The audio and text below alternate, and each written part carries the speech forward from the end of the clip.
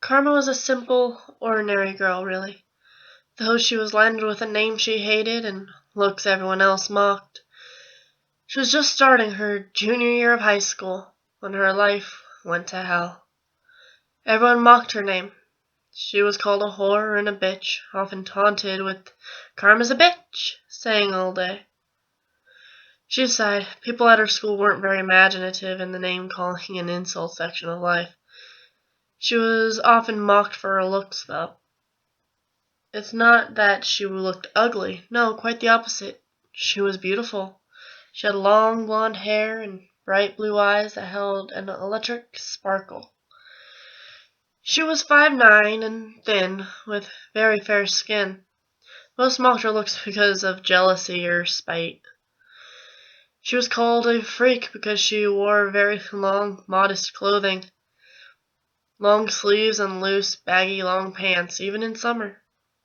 She was quiet, too, never spoke unless the teacher asked her a direct question. It was after her first day of school that everyone took a dark and twisted turn. But more on that later. I'll start from the beginning. Her day started like usual. She wakes up in her dark, musty basement bedroom where her father and stepmother make her sleep. Her bare arms, riddled with fresh bruises from the argument with her father the night before about not having the house spotless when he and her stepmother got home from their weekly dinner out. She dressed quickly and left before they awoke. As she walked through the halls to her lockers, she noticed people pointing and whispering as she walked by. When she arrived at her locker, she found out why. A photo of a naked woman in an obscene position with an equally nude man standing over her. Karma's face was photoshopped onto the woman's body. The word "bitch" scrawled across the top in red. A jock walked past, whispering "whore" under his breath. A few of the girls pointed at her and shouted sexually natured remarks at her. She did her best to ignore them, but that seemed only to piss some off more. Some of them, it caused them to act out and try harder to get a reaction from her. By lunchtime, she was in the bathroom sobbing. Later that day, a guy by the name of Danny came on to her, and she growled, pissed off, "Look, asshole, I would never sleep with you or anyone from this school. You're all sick fucks that could go to hell for all I care." She spat and stormed off. Later that day, Danny was furious at that a bitch like Karma turned him down. She should be jumping for joy just at the thought of a popular guy wanting to sleep with her, that ungrateful bitch, he muttered to himself. He then had a thought. He could get away with raping the stupid girl, he thought with a grin. He did that to a few bitches before her that rejected him. The plan was already forming in his head as he waited for the final bell.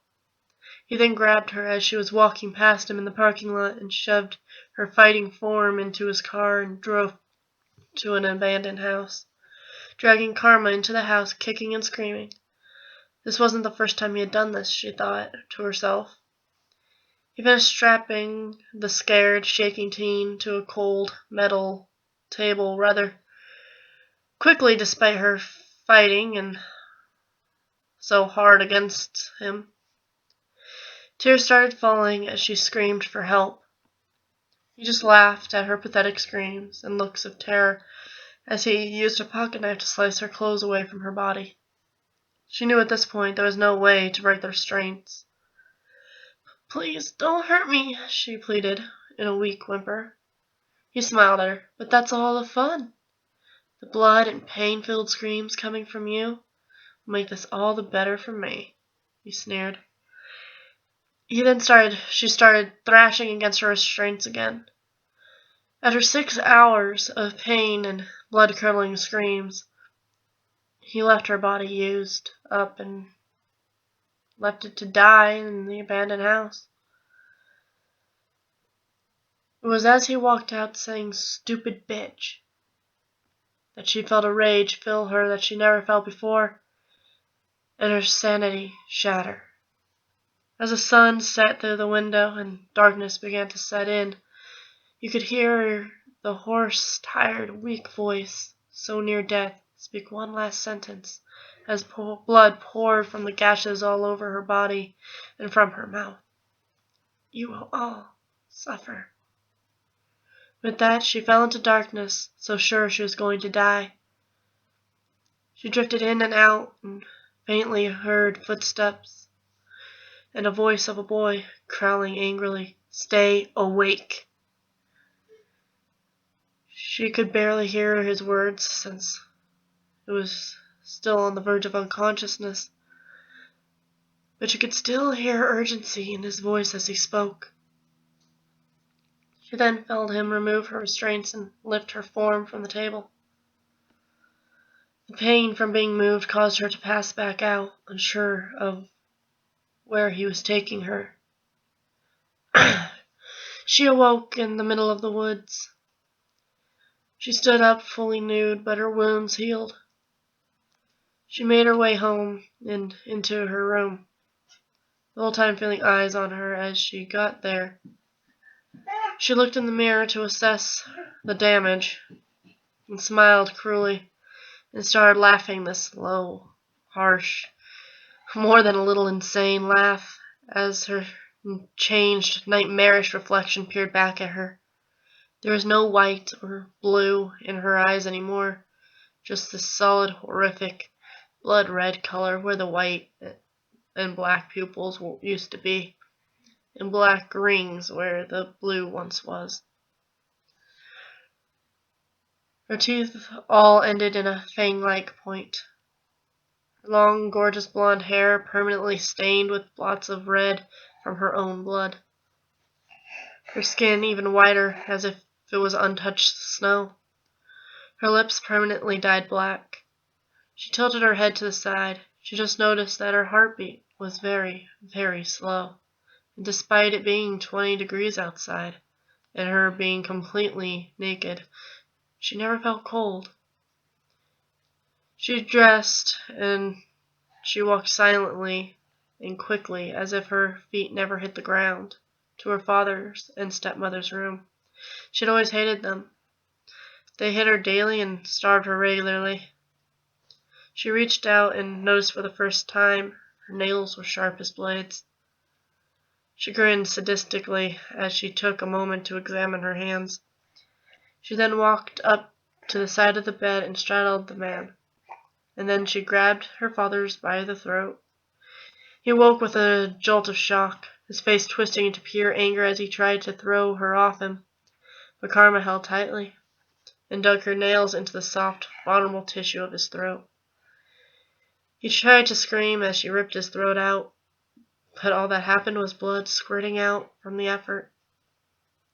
She then clawed a deep, long gash into his bare stomach, before moving to the blissfully unaware mother as she repeated the process.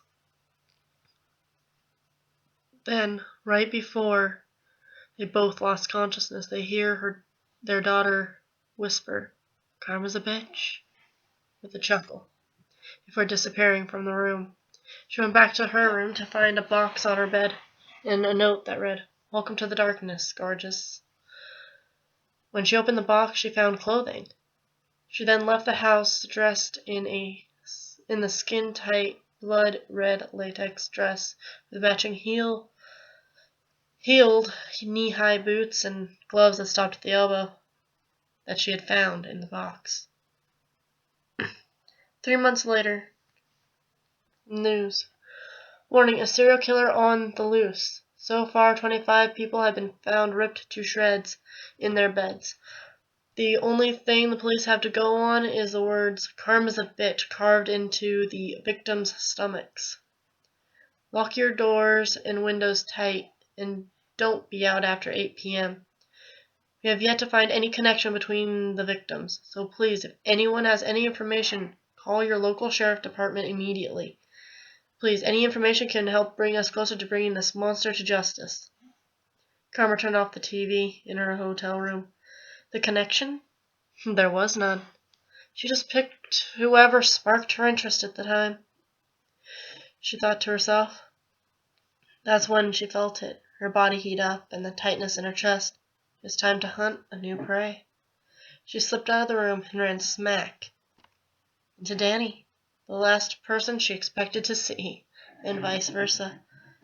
They looked at each other in shock for a moment before she smiled cruelly. "Hello, big boy," she stated in a flirtatious tone. He was caught off guard by her reaction to him. She took his hand in her gloved one and led the stunned boy to her room. The only thing heard from that room was a wet, choking sound as he tried to scream.